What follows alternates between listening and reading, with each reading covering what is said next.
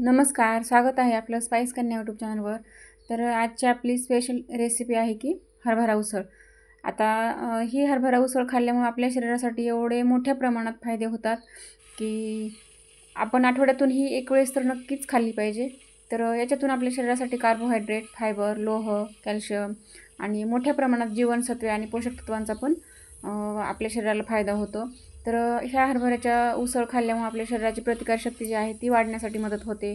पुन्हा त्याच्यामुळे आपल्याला जी सर्दी, ताप यासारखे संसर्गजन्य आजार असतील तर त्यापासून आपला बचाव होतो। तर पुन्हा आपल्याला अशक्तपणा आलेला असेल तर तो पण दूर करण्यास मदत होते आणि वजन वाढण्यासाठी सुद्धा याचा खूप फायदा होतो। तर आपण याच्यासाठी ही उसळ बनवण्यासाठी मी रात्री गरम पाण्यामध्ये हे हरभरे भिजत घातले होते। मला सकाळी नाश्त्याला बनवायची होती ही उसळ आणि परत त्याला कुकरमधून मी 3 शिट्ट्या काढून शिजवून घेतलेला आहे। तर आता आपण त्याच्यासाठी फोडणी घालत आहोत। गॅसवर कढई ठेवलेली, त्याच्यामध्ये तेल घातले, आता मोहरी घातली, नंतर जिरे आणि नंतर आपण कांदा घातला आहे। मध्यम आकाराचा कांदा मी कापून घेतलेला होता। तर तो कांदा छान परतावा, पटकन परतावा म्हणून आपण त्याच्यामध्ये अर्धा चमचा मीठ घातलेले आणि हे हरभरे उकडून घेताना सुद्धा मी त्याच्यामध्ये अर्धा चमचा मीठ घातलं होतं, म्हणजे आपल्याला आता नंतर मीठ घालण्याची गरज पडणार नाही जास्त। आता याच्यामध्ये मी टोमॅटो ॲड केलं आणि आता आपल्याला हे दोन्ही पण छान परतवून घ्यायचे, कांदा आणि टोमॅटो। हे मऊ शिजलं जावं म्हणून आपण याच्यावर 2 मिनिटांसाठी झाकण ठेवणार आहे। आता आपण याच्यावर झाकण ठेवून घेतलेले। तर आता हे आपले परतून झाले व्यवस्थित, आपण झाकण काढून घेत आहे।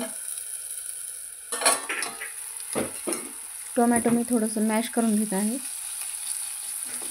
आता हे छान आपलं परतून झालं की आपण याच्यामध्ये मसाले ॲड करणार आहे।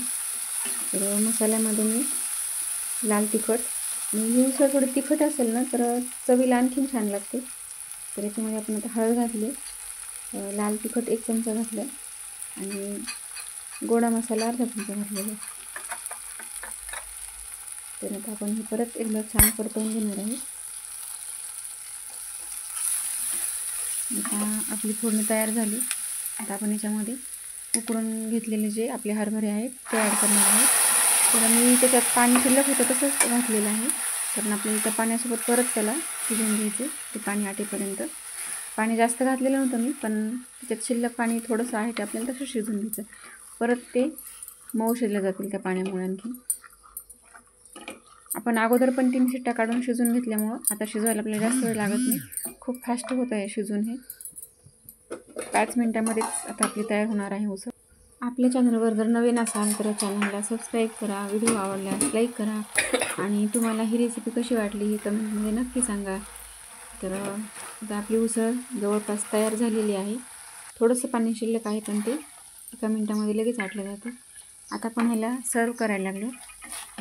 तर बघा किती चमचमीत दिसत आहे आणि थोडीशी तिखट असल्यामुळे ही उसळ आणखीनच चविष्ट बनते। आणि आता आपण तिला सर्व करून घेत आहेत। तर त्यासाठी मी त्याच्यावर गार्निशिंगसाठी थोडासा कांदा बारीक कट करून घेतलेला आहे, त्याच्यावर आपण आता कोथिंबीर घालत आहोत आणि सर्वात महत्त्वाची गोष्ट म्हणजे याच्यावर आपण अर्धा लिंबूचा रस पिळून घेत आहे, त्याच्यामुळं हिची चव जी आहे ती अप्रतिम लागते।